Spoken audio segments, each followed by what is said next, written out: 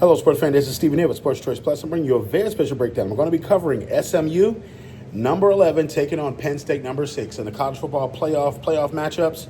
Before I get right into that, I want to make sure you're subscribed to the YouTube channel so you can get all the updates and all the breakdowns. Without further ado, let's get right into it.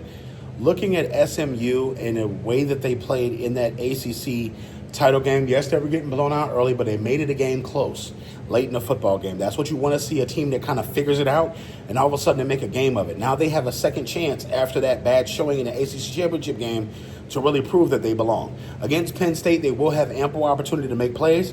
Penn State does give up some big plays. They bend but don't break, but you got to think from this.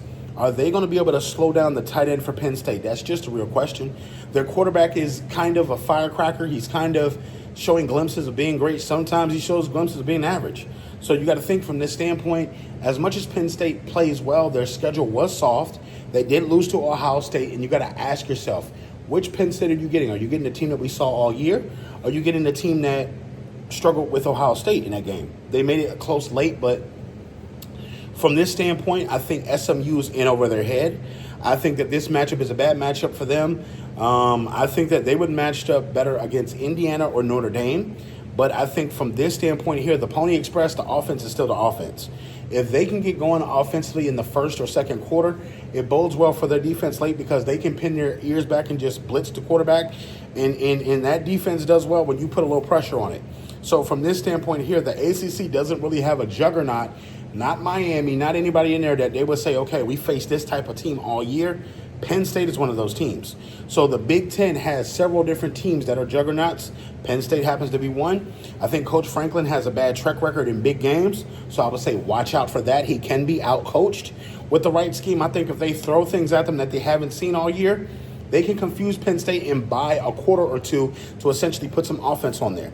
Be creative offensively if you're SMU.